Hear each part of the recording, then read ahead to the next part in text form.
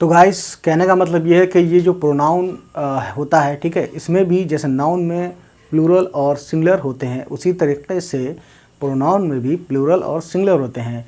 तो आइए उनको समझते हैं। तो एक टेबल मैंने बनाई है, ठीक है, 1 2 3 ऊपर से नीचे आने को बोलते हैं कॉलम, और लेफ़्ट से राइट जाने को बोलते हैं। अगर आपने पीरियोडिक टेबल में पढ़ा हो तो कॉलम और रोज़ जानते हैं आप।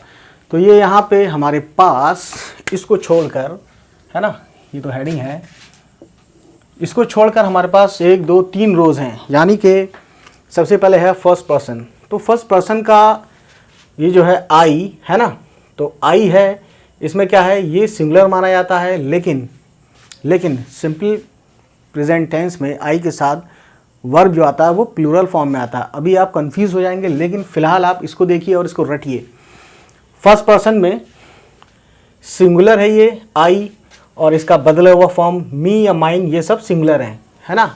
यानी फर्स्ट पर्सन में कौन कौन से हैं आ सकते हैं, आई मी माइन, ये सिंगुलर है फर्स्ट पर्सन में, है ना। अब फर्स्ट पर्सन में ही प्लूरल में वी अस या आर्स, है ना, ये आप भूल जाओ पॉजेसिव प्रोनाउन है या क्या है, सब चीज़ें इस पे ध्यान मत दो। बस इस पे ध्यान दो कि फर्स्ट पर्सन का सिंगुलर है आई मी माइन और प्लूरल है फर्स्ट पर्सन का we us hours.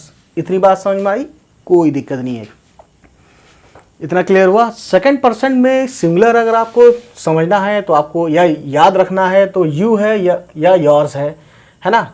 You yours ये क्या है, सिंगुलर में सेकंड पर्सन में यू योर्स सिंगुलर है, और ये इसके साथ कहानी है, ये दोनों सिंगुलर और प्लूरल दोनों होता है, ठीक है, सेकंड पर्सन का। यानी यू योर्स सिंगुलर भी है और प्लूरल भी है, देख सकते हैं सेम लिखा है, तो इसीलिए मैंने यहाँ पे, ठीक है, ये इक्वल बना दिया, ठीक। उसके बाद गाइस आप देखते हैं थर्ड पर्सन। तो थर्ड पर्सन जो है, थर्ड पर्सन का सिंगुलर है ही शी इट या फिर हिम हिज, इसका ही का बदला हुआ फॉर्म है ये, है ना, और शी का बदला हुआ फॉर्म हर हर्ष। यानी कहने का मतलब ये सिंगुलर है थर्ड पर्सन के सब जितने भी दिख रहे हैं, इट है, शी है, हर है, तो he she it him his her hers, ठीक है, ये क्या है, थर्ड पर्सन के सिंगुलर प्रोनाउन है, सिंगुलर प्रोनाउन, ठीक है। लिखा नहीं है, प्रोनाउन लिख देते हैं।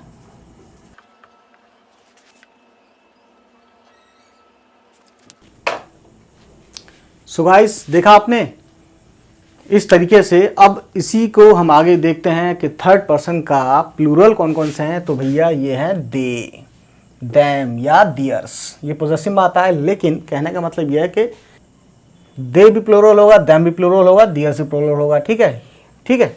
तो अभी आपको ये याद रखना है कि प्लूरल कौन कौन से हैं। अगर आपको बीच में से कोई पूछ ले हर सिंगुलर है या प्लूरल, तो आप कहेंगे सिंगुलर, यानी प्रोनाउन में सिंगुलर, ठीक है। अगर कोई आपसे पूछे कि दैम प्लूरल है सिंगुलर प्रोनाउन में, तो आप कहेंगे प्लूरल, क्योंकि प्लूरल की कॉलम में ही आता है, ठीक। तो इतना समझ में आया, कोई दिक्कत नहीं है, ठीक है। इसको स्नैपशॉट लीजिए और हमेशा के लिए इसको याद रखिए, ठीक। तो दोस्तों उम्मीद यही करता हूँ कि ये टेबल आपको हमेशा के लिए याद ही रहेगी। नहीं याद हो तो आप इसको बार बार देखिए, इस वीडियो को समझिए, है ना।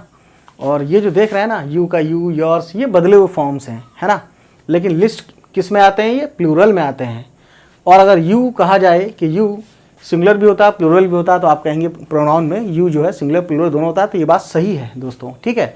योर्स भी सिंगुलर भी होता है प्लूरल भी होता है, ये बात भी सही है दोस्तों, ठीक है। लेकिन सिर्फ सेकंड पर्सन में है ना, सेकंड पर्सन में, ठीक। तो खैर उम्मीद करता हूँ इतना आपको समझ में आएगा। जो चीज़ समझ में ना आए तो आप मुझसे कमेंट करके पूछ सकते हैं दोस्तों। तो चलिए फिर